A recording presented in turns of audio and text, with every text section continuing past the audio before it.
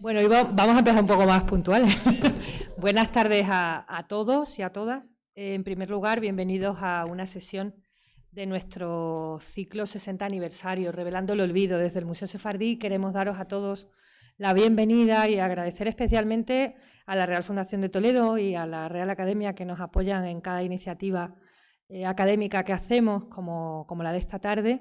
Muchas gracias, Jesús. Y, por supuesto, a instituciones y representantes de colectivos que estáis muy vinculados al museo. También debo daros un agradecimiento especial. Voluntariado del museo, el equipo técnico en su buena parte, de las áreas de archivo, documentación y colecciones, difusión también, la asociación de amigos, algunos representantes, querida Melanie, Marifé, y en definitiva la universidad, antiguos compañeros de la casa, distintas personas vinculadas a la asociación y a la actividad cultural del museo, que también veo por aquí, y otras personas de Toledo de toda la vida que también están interesados en nuestro ponente, entiendo, y en el tema que vamos a tratar esta tarde. Ese era el primer mensaje que queríamos lanzar, el agradecimiento a que nos arropéis y nos acompañéis presencialmente a cada conferencia, porque aunque hay muchas personas que por motivos de agenda o de distancia física no lo verán después en nuestros canales de YouTube, que se van colgando posteriormente con los ciclos que una vez que ya han pasado un tiempo prudencial, nunca es lo mismo que venir a escuchar a un ponente de la talla del profesor Bosmediano. Miguel ha sido compañero de faenas en los últimos años porque el museo ha estado temporalmente desplazado en Tavera, en el Archivo de la Nobleza, en la sede del Hospital Tavera. Es un conversador muy, muy interesante y amigo también personal.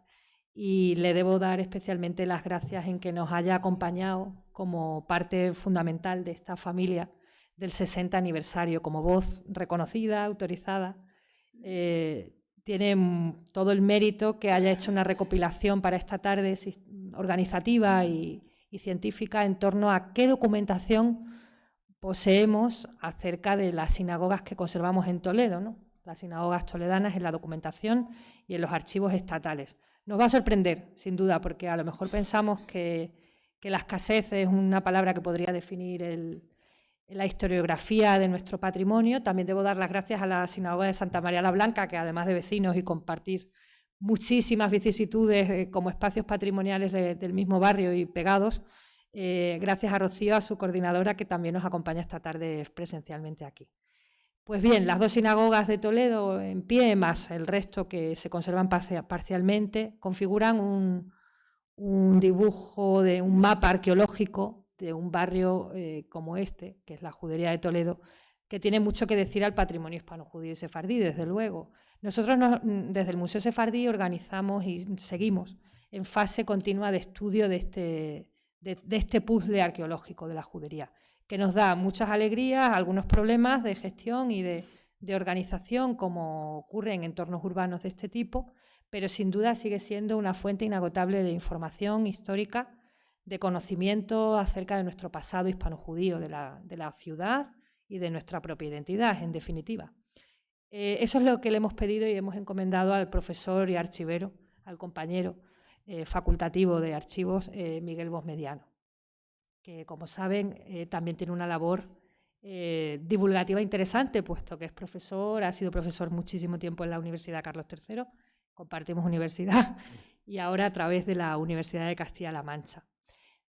Además de reiterar de nuevo el agradecimiento a todos los acompañantes, asistentes y a todo el público del Museo Sefardí, este agradecimiento especial por ser una de las últimas semanas del año y la penúltima actividad que vamos a celebrar en 2024 de manera oficial. El ciclo se clausurará el año que viene, a partir antes de primavera. Nos quedan 2 ponencias más. A primeros del año que viene, el día 16 de enero, el académico Ventura Leblic, una persona vinculada al museo, puesto que ha estudiado la heráldica y genealogía conversa, en este caso, y la interpretación que aporta a parte de la simbología del edificio de la Sinagoga del Tránsito, nos va a ofrecer in situ en el Museo Sefardí, en la Gran Sala de Oración, esta ponencia. Recuerdo el día 16 de enero a la misma hora. Y agradecer, por supuesto, a que el espacio de la Real Fundación, una vez más, haga de de coorganizador junto al museo para cerrar el ciclo y clausurarlo con la voz también de esta casa y un gran enamorado de la fotografía histórica de Toledo, que conocerán todos ustedes, que es Eduardo Sánchez Butragueño. Con lo cual nos quedan todavía 2 ponencias, además de la que vamos a disfrutar ahora, vinculadas a nuestros 60 años. Hemos hecho una retrospectiva como Museo Sefardí, como institución enclavada en un espacio muy singular, que es la Sinagoga del Tránsito, y cómo hemos evolucionado desde los años 60 hasta hoy, porque ha evolucionado el museo, a veces de forma más fácil que en periodos que en otros. Y en definitiva, celebremos todos juntos este 60 aniversario. Les emplazo a seguir nuestro programa cultural de forma frecuente, agradecerles que nos acompañen, como he dicho, y vamos sin más a disfrutar de la palabra y de la sabiduría de nuestro compañero, el profesor Bosmediano. Muchísimas gracias, Miguel. Gracias, Carmen. Una invitación del Museo Sefardí, una buena amiga. Siempre que te veo, estoy viendo también a Santiago Palomero, cuyo espíritu espero que esté por aquí, cerca. Seguro que sí. Además, en la Real Fundación, con la que también tengo mucha vinculación institucional y sobre todo, digamos, personal, ¿no? Y sobre todo personal, ¿vale? Bien, desde luego es todo un reto el intentar ser portavoz del mundo hebreo y sefardí en la Toledo. Claro, como lema turístico está muy bien lo de Toledo de las 3 culturas, pero siempre hay que tener en cuenta que a lo largo de la historia alguna de estas culturas, normalmente o bien la musulmana o bien la cristiana, ha querido prevalecer sobre las otras, y además muchas veces a sangre y fuego. Desde luego es encomiable la labor que hacéis de un centro que es pionero en el mundo, que intenta perseverar frente a viento y marea, y más con los aires que corren, la memoria del pueblo judío y sefardí, que en realidad forma parte de nuestra historia común, la historia de todos, y que ha forjado nuestra forma de pensar, de vivir, de morir también, y de comer. Y claro, viéndome a mí, dice que un personaje de mi talla, yo soy XXL, pues tengo que empezar comiendo, ¿cómo no? Comiendo y bebiendo. Casi todos hay que tener en cuenta que tenemos unas gotitas de sangre judía. Bueno, mi mujer que está por aquí presente, yo se la veo todos los días. Comemos dulces o comidas con recetas tradicionales, platos de potaje, gachas, escabeches, buñuelos, pestiños, encurtidos, qué ricos están. Ingredientes como la berenjena, hay que tener en cuenta que a los toledanos le llamaban berenjeneros, que era lo mismo que tacharlos de judíos, de conversos. La utilización del cilantro, que parece que lo han inventado la Nouvelle Cuisine, y esto ya es más viejo que la tos, o el aceite de oliva, ¿vale? Esto nos atrae, o bien simplemente nos compadecemos de la historia casi siempre atribulada de los judíos, aunque últimamente, desde luego, tampoco nos lo ponen demasiado fácil. La primera imagen intenta romper tópicos. Judíos bebiendo vino. Siempre pensamos, bueno, pues que es algo que es incompatible, son como los polos iguales de los imanes que se repelen. Sin embargo, en la parte inferior, no lo van a ver seguramente por mi enorme cabeza, pero estamos viendo un reglamento de Puebla de Alcocer del 1344, precisamente es unas ordenanzas sobre la plantación de viñas por parte de la aljama judía de Puebla de Alcocer, 1344, hay que tener en cuenta que Puebla de Alcocer durante mucho tiempo ha estado vinculado a Toledo. ¿Vale? Los archivos estatales, aquí vamos a dar una pincelada solamente, son centros vinculados al Ministerio de Cultura, Gobierno de España, que conservan, custodian y difunden un impresionante patrimonio documental atesorado por las instituciones o por las personas desde hace siglos.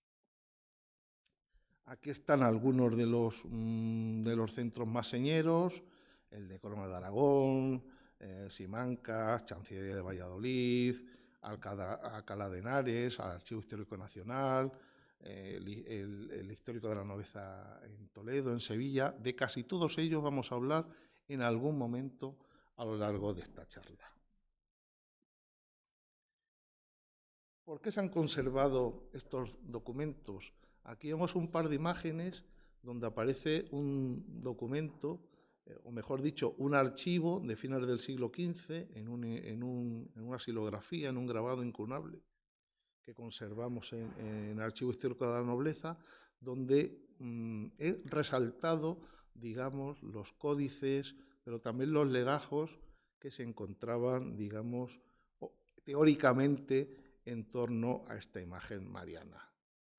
Y también me gustaba traer la imagen de mi derecha, de su derecha supongo, donde unos chicos, unos señoritos, ya no hablamos de señores feudales, pero sí de señoritos del siglo XIX, están leyendo manuscritos en un libro portentoso. Esto debe ser la lista de los reyes godos, por lo menos. ¿Vale?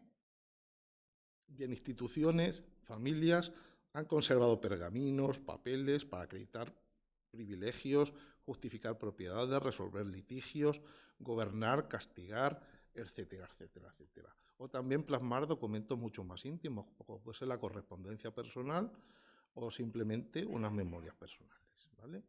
El resultado es un calidoscopio de documentos que nos hablan de una época.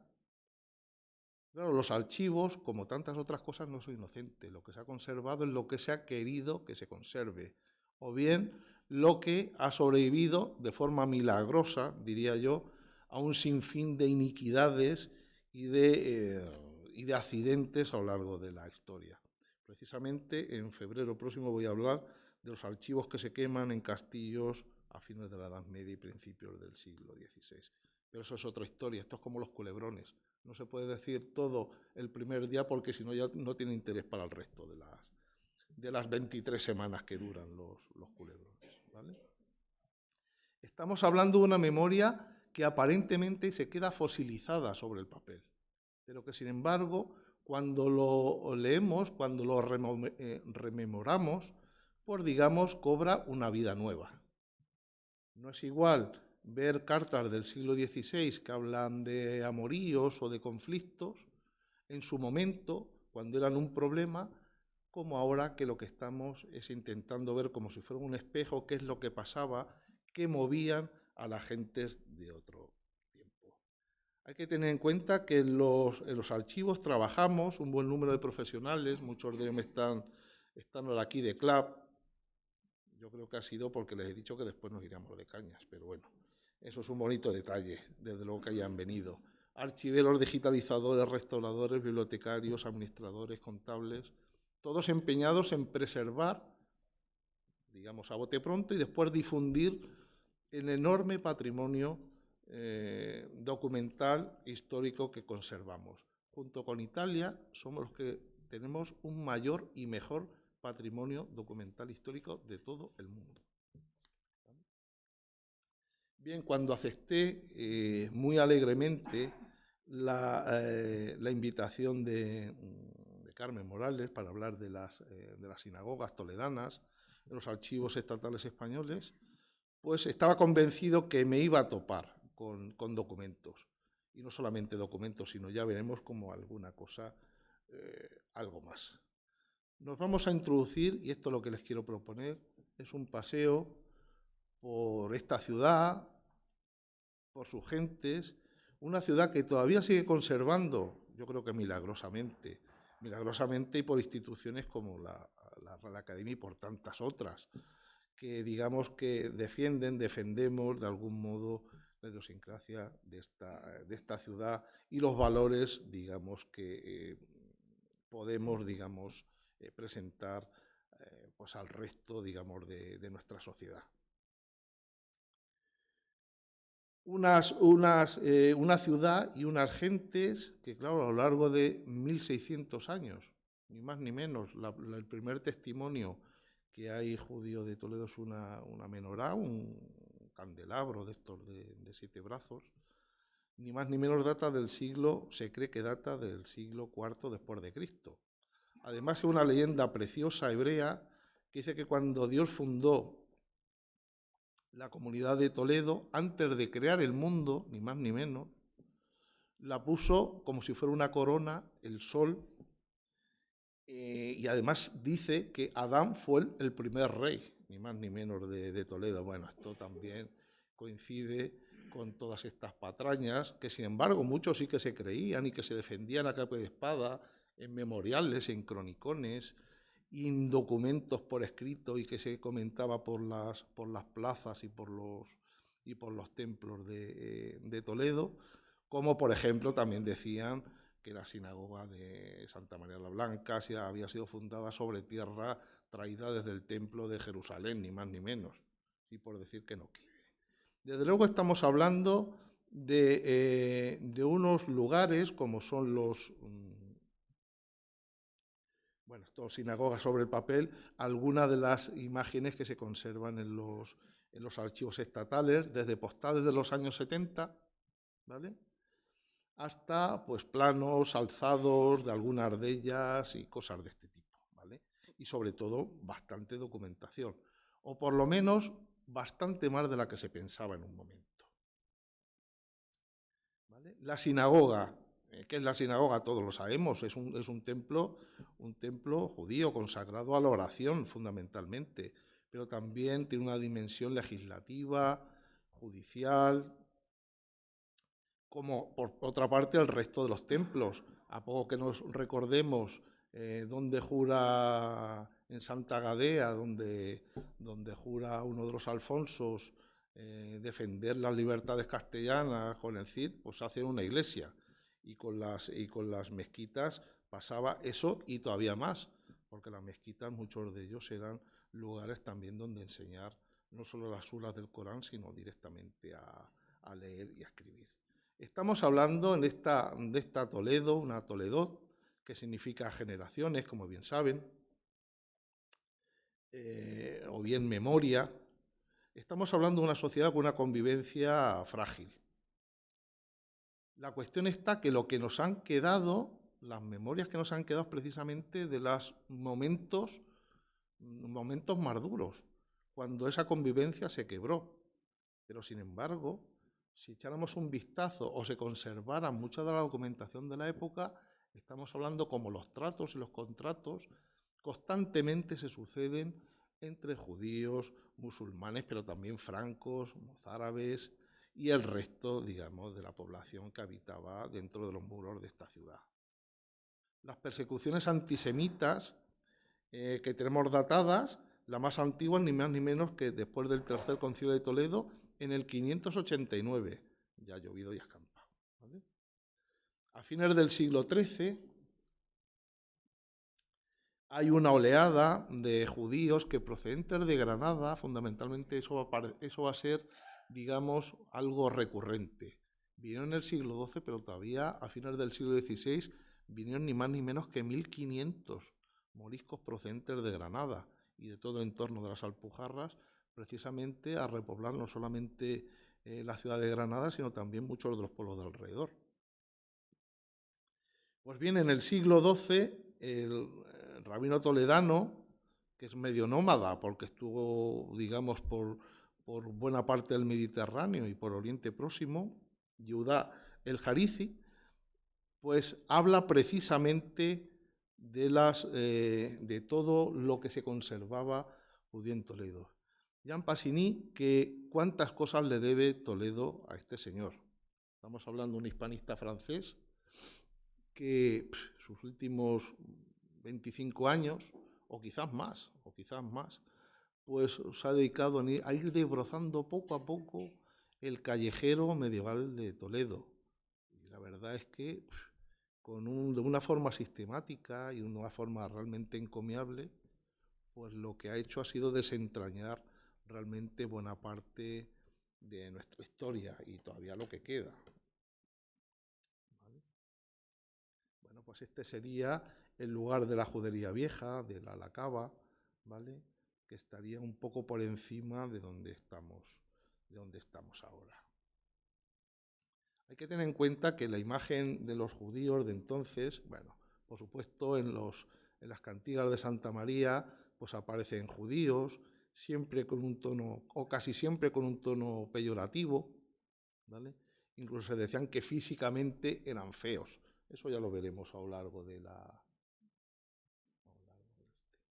En el 1355 hay un pogrom, un brote antijudío en la judería vieja que termina con buena parte de lo que se había conservado hasta entonces. Se dice que en torno a una auténtica guerra dinástica que existe en la época, luchan unos contra otros y los que terminan siendo cabezas de turco son precisamente buena parte de los judíos de Toledo. En el siglo XVI-XVII, cronistas de primer orden como Alcocer o Garibay postulaban que tras el cautiverio de Babilonia, en tiempos de Nabucodonosor, ni más ni menos, cuando los dejan a los judíos en diáspora, muchos de ellos recalaron ni más ni menos que en el norte de lo que ahora es España y en la mismísima Toledo. Bueno, Rodrigo de Yepes, que es alguien que escribió sobre el Santo Niño de la Guardia, ¿vale? Pues es uno de los que quieren asemejar el entorno de Toledo con Tierra Santa, ni más ni menos.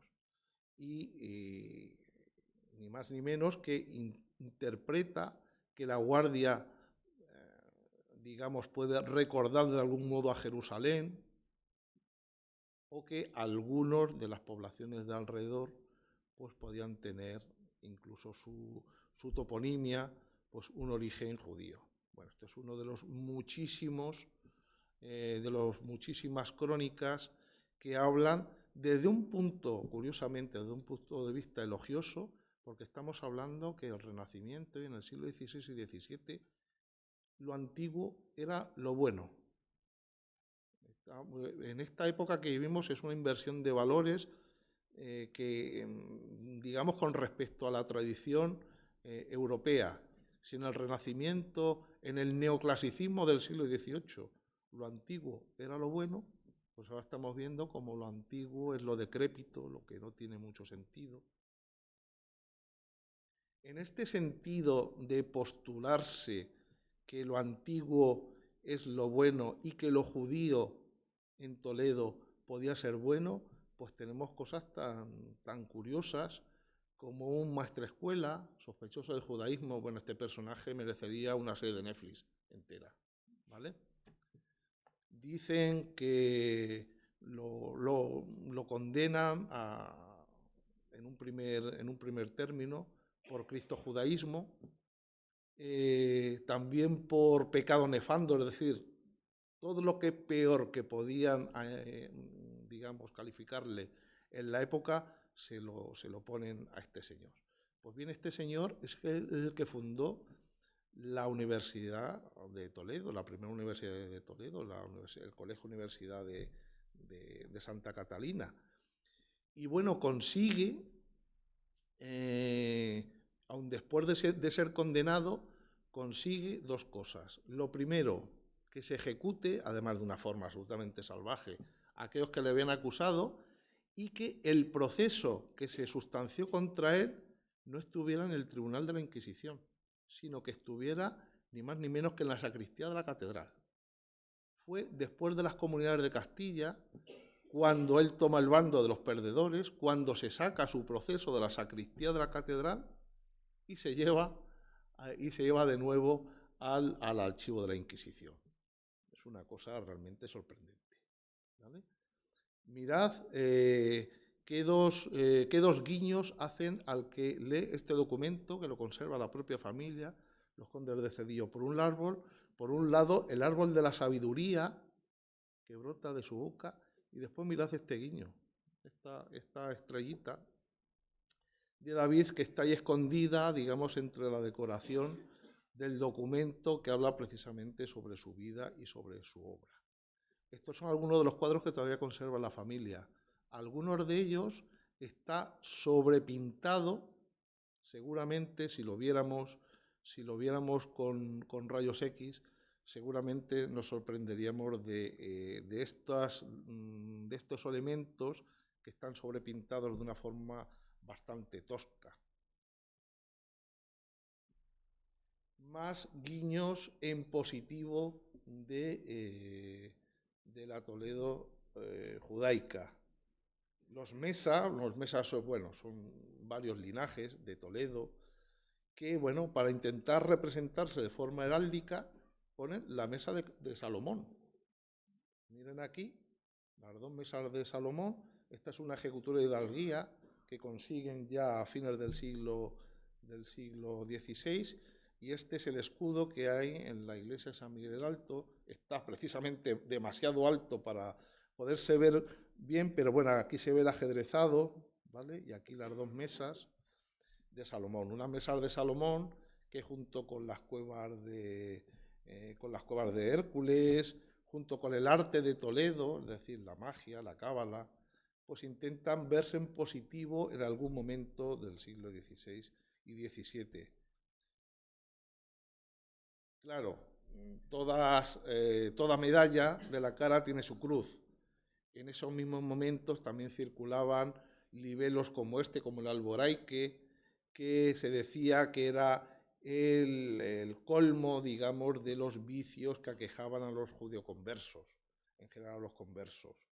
Es decir, es un animal fantástico donde la cola sería una especie como de dragón, las bridas son espadas, bueno, etcétera, etcétera, etcétera. Las garras son de una ave de rapiña. Pues esto iba juntado con un poema, digamos, que lo que ponía era a caer de un burro a los judeoconversos y a todos los que alentaban. Claro, la cruz también era la Inquisición. En un manuscrito del padre Burriel, que se conserva copiado, pues aparecen el número de sanbenitos que había en las parroquias toledanas del siglo XVII. Es curioso porque en el 1538 dicen que ponga los sanbenitos, que por qué los han quitado. ¿Vale? Entonces, una vez que se pasan los primeros 50 años después de la implantación de la Inquisición, hay una fuerte oposición anti-inquisitorial en Toledo. Es curioso que se refleja precisamente con esto, con quitar los sanbenitos de muchos de los conventos y de las iglesias de Toledo. ¿Vale? Bien, a fines del siglo XIV se dice que hay 10 sinagogas. Algunas os sonará, a otras no. La sinagoga mayor, se supone que es la actual de Santa María Blanca, ¿vale? El templo viejo, el templo nuevo o nueva sinagoga, la sinagoga del príncipe Samuel Aleví, que sería la del tránsito, la sinagoga del Cordobés, la de Ben Yizá, la de Abamalquín, la de Suloquía, la de Benariet y la de Algiada, ¿vale? De 8 de ellas no sabemos actualmente dónde estaría. Hay que tener en cuenta, bueno, esta es una imagen de una sinagoga peninsular, seguramente de la zona de Cataluña, ¿vale? Y estas son algunas de las cosas que los cristianos decían que se hacían en las sinagogas, que era hacer amuletos, casi satánicos, practicar la cábala, cosas de ese tipo, ¿vale? Entonces aquí está de nuevo la cara y la cruz.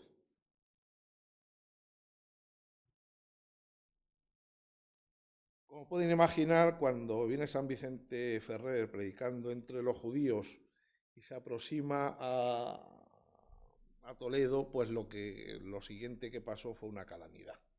¿Vale? 1391 y en el 1307, 1310 viene San Vicente Ferrer y se terminan quemando y se terminan, digamos, multiplicándose las crueldades contra los judíos.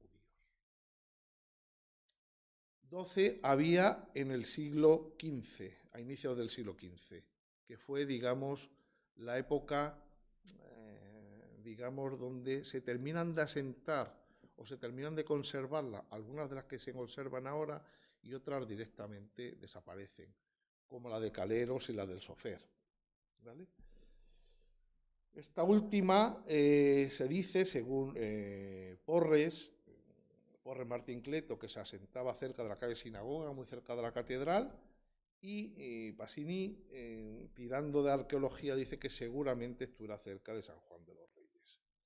A partir de entonces, de la persecución, primero esporádica y después sistemática, de los hebreos y de sus hijos y sus nietos, pues pasarían seguramente, digamos, estas ceremonias a celebrarse en sótanos, en uno de los muchísimos sótanos que tiene Toledo, ¿vale? Es una intuición de los especialistas más que una evidencia, pero parece que lo mismo ocurre o en Córdoba o en pueblecitos pequeñitos, como uno que estudia en su momento de Chillón, al sur de la provincia de Ciudad Real, ¿vale? No serían, sin embargo, las sinagogas los únicos tierra sagrada, digamos, los únicos lugares sagrados de los judíos. También estaban los osarios. Estamos hablando de lucillos, como los que salieron en el Instituto Azarquiel en el 2008. Yo estaba ya aquí en Toledo y la verdad es que se armó toda una polvareda importante. Recogieron los huesos, vinieron de un rabí de Londres, precisamente a recoger los huesos, no sé dónde los llevarían. Hay que tener en cuenta que los cementerios de esta, como de todas las religiones, se suponen que no se pueden alterar, que son sagrados y que cualquier cosa que se haga en ellos, pues es un sacrilegio, poco menos, ¿vale? Además, hay que tener en cuenta que vinculados sobre todo a las sinagogas había una serie también de propiedades, corrales, edificios, pequeños hospitalejos, huertos, covachuelas, como los que se donan a fines del siglo XV y que se testifica en documentación que se conserva en el archivo de Simancas.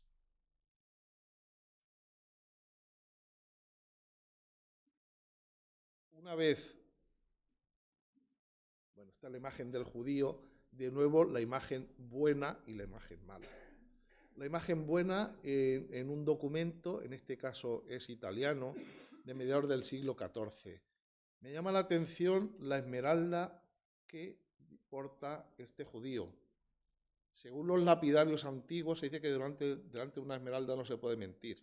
Entonces, claro, un negociante nada mejor que llevara una esmeralda para decir que la que acordaba era cierto, ¿vale?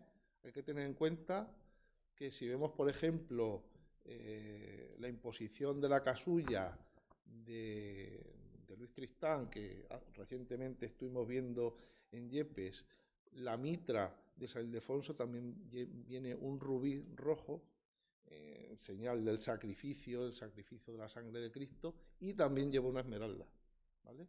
Porque los predicadores también, los predicadores sobre todo medievales, solían llevar este tipo de elementos, digamos, para reafirmar que hablaban por boca de Dios y que todo lo que salía de su boca pues era, por supuesto, de acorde a las leyes divinas.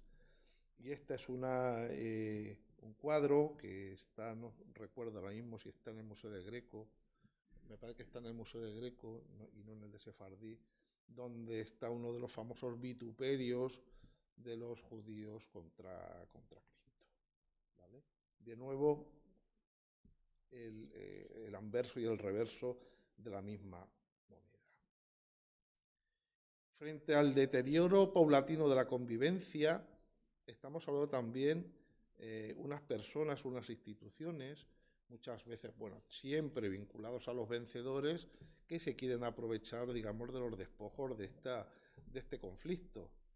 Así, por ejemplo, en el 1480, según documentación que obra en Simancas, hay, por ejemplo, se refleja la controversia, en este caso de los capellanes de la capilla del rey Don Sancho, de la Catedral de Toledo, para que los cristianos no compraran la carne en las carnicerías judías, porque parece que se llevaban un porcentaje de aquello que vendían en las carnicerías cristianas, ¿vale? 1480, Cortes en Toledo, ahí se ordena uno de los más severos apartamientos de los moros y judíos que se refugiaran, digamos, en sus propios barrios. Estamos hablando también de una presión fiscal cada vez más asfixiante. Hay que tener en cuenta que si un cristiano tributaba 1, un mudéjar, es decir, un musulmán, tributaba 5 y un judío de 8 a 12. Entonces era un colectivo que interesaba que estuviera en las ciudades y también eso, digamos, que explica en cierto modo por qué existían comunidades judías tan importantes en pueblos de señoríos nobiliarios, ¿vale? En el 1485 aparecen precisamente los gastos que tenían que contribuir los judíos para la guerra de Granada, y es documentación que también se conserva en Simancas. Estamos hablando de un tiempo turbio. Aquí tenía que traer Cristian al Santo Lío de la Guardia, ¿vale? Por lo menos la imagen, que es uno también de los episodios. Se pensaba que leyenda y ahora parece que no lo es tanto, pero bueno, como se suele decir, continuará, en el que hay un supuesto ritual de ejecución de un niño. Por otro lado, un tipo de leyendas que aparece en toda Europa, ¿vale? Aquí, por ejemplo, a su derecha tienen la imagen también de un asesinato ritual de un niño por parte de judíos, en este caso en Alemania, pues como 30 años antes. Y también son muy contundentes las imágenes que hay del asesinato del Santo Niño de Trieste, etcétera, etcétera, etcétera. Pues todo este ambiente tan hostil genera desesperación de unos, liberos de sangre por otros, y termina con la expulsión en el 1492. Los bienes judiegos, es decir, los bienes de las aljamas y de los propios judíos, los que no se podían llevar, tenían que pasar directamente a la corona, y ella podía disponer libremente de ellos. Tragedias de la diáspora. Aquí tenemos el caso de un mercader genovés que los lleva en una carraca, en un navío, a Constantinopla, pero cuando llega allí no los deja libres, los vende como esclavos.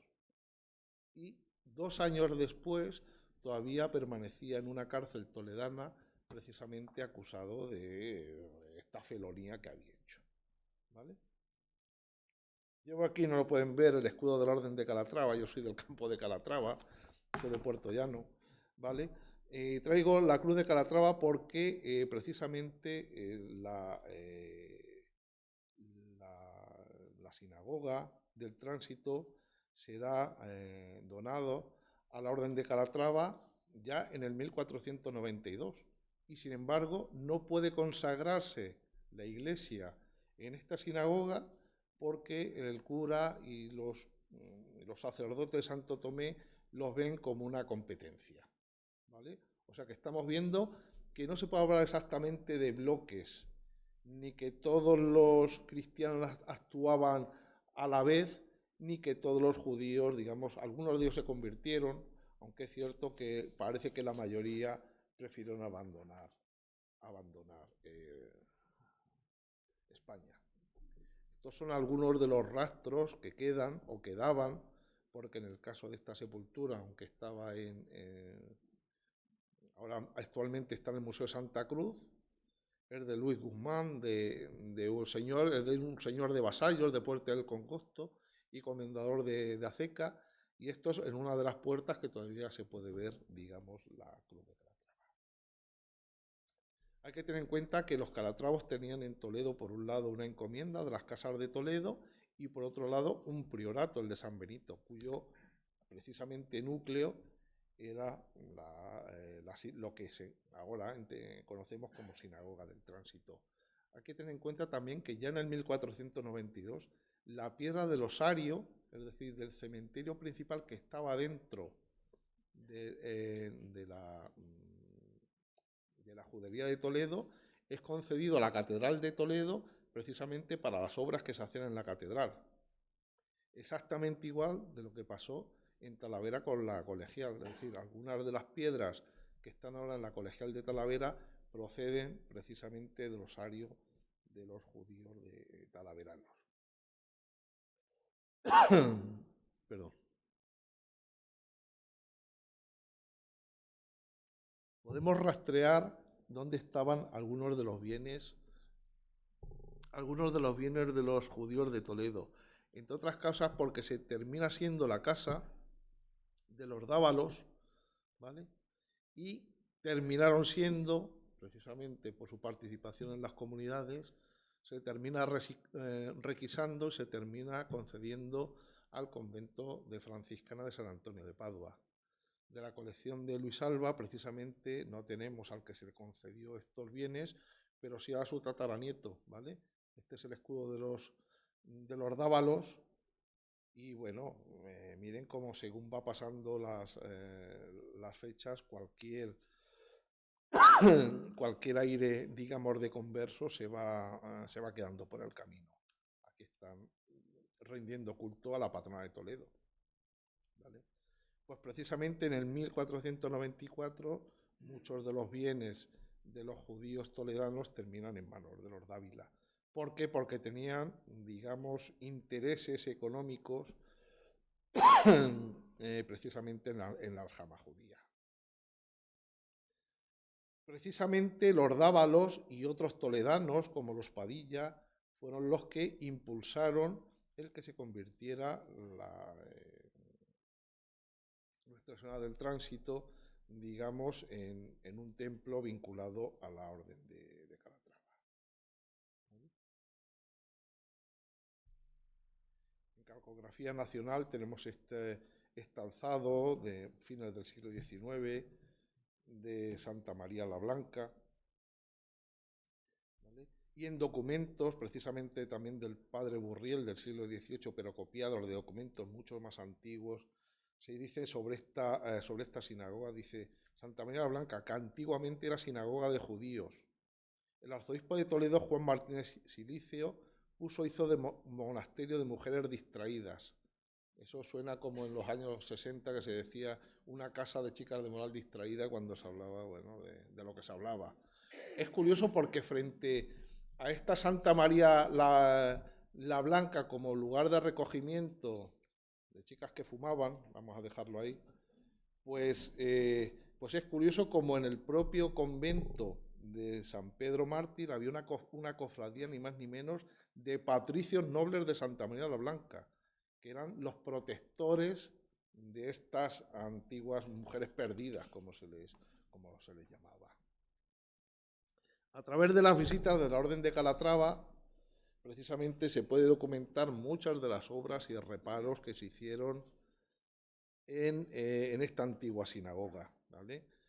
Se habla de una forma bastante minuciosa de qué había, qué no había, cuáles eran los edificios, el estado de conservación. Constantemente se dice que hay muchas humedades. No sé, ahora hay gente que está trabajando ahí, no sé si todavía sigue habiendo tantas humedades como se dice que secularmente había, ¿vale?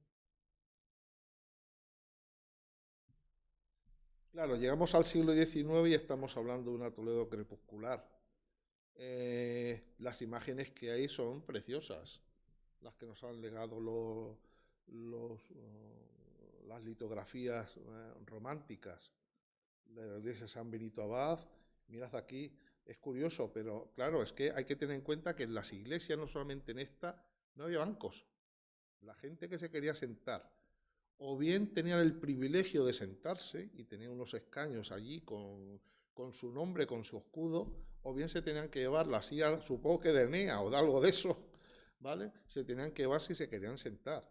Estaban de pie, unos en cuclillas, otros arrodillados, ¿vale? Frente a todavía el culto en la iglesia de San Benito, es decir, Nuestra Señora del Tránsito, contrasta por esas fechas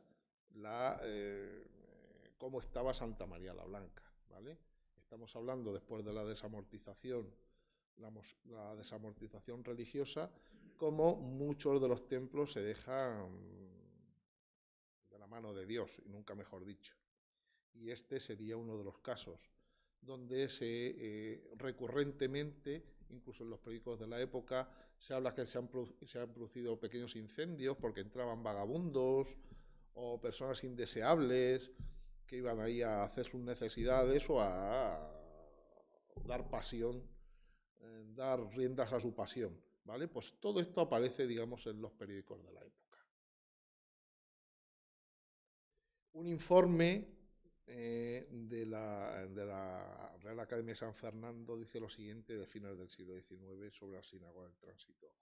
Dice, se encuentra en estado de lastimoso abandono, roto y casi destruido el caballete de su techumbre. Penetra la lluvia a torrentes a través del magnífico artesonado que cubre su única y hermosa nave, amenazando una ruina no lejana. Todos estos testimonios aparecen en el archivo de la Real Academia de Bellas Artes de San Fernando, pero también hay algunas copias en el Archivo Histórico Nacional. Andando el tiempo, que no cunda el pánico, que ya voy terminando, ¿vale? En época, es decir, cuando se creó el Museo Sefardí, claro, estamos hablando de que el Ministerio que había de Información y Turismo, además estaba Fraga al frente de este ministerio, es decir, que tenía empuje. Es curioso porque muchos de los, casi todos los ministros de Cultura no han solido tener demasiado peso cultural, salvo Solana y, bueno, el que sería en tiempos Fraga, pues digamos que ese peso político se ha dejado sentir también de forma bastante negativa en muchos casos en este tipo de intervenciones. Pues estamos hablando de un edificio que se empieza, a tomar conciencia no solamente del valor que tenía, que eso también, a lo largo del tiempo, pues ha quedado bien reflejado en la prensa de la época, incluso en intervenciones en cortes, en las cortes nacionales, donde se habla del estado calamitoso de algunas de las ciudades que ahora son patrimonio de la humanidad, ¿vale? Pues aquí estamos hablando de un adecentamiento y un aspecto que ya sí que nos recuerda más a lo que ahora, podemos ver. El último documento que hemos podido contrastar, aparte de este reportaje fotográfico, que está en torno al año 1965-66, es un documento del 1967. No es esto es una foto de un libro magnífico que hicieron en el Museo Sefardí hace unos años. Esta es la imagen, de la portada, y lo que quiero que se fijen es en las sillas del coro, magníficas, que todavía se conservan, pero no están en Toledo, están en el monasterio del Paular, los Jerónimos, ¿vale? O por lo menos ahí decidió el Ministerio de Cultura que se conservara este patrimonio. Y con esto y un bizcocho hasta mañana a las 8. Simplemente les quiero desear felices Pascuas y evocando a los sefardíes cuando hablaban caminos de leche y miel, pues espero que eso sea su camino, vuestro camino, para los próximos días y los próximos años. Eso es todo. Muchas gracias.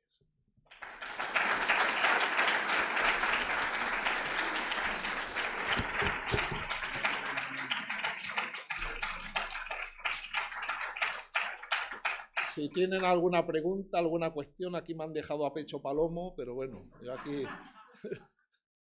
aquí puedo con lo que sea menester. Estoy bien merendado.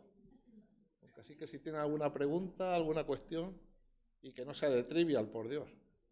No me van a sacar los colores. Muy bien. Pues les dejo que huyan y vean las luces de la ciudad de Toledo, que está preciosa. Muchas gracias.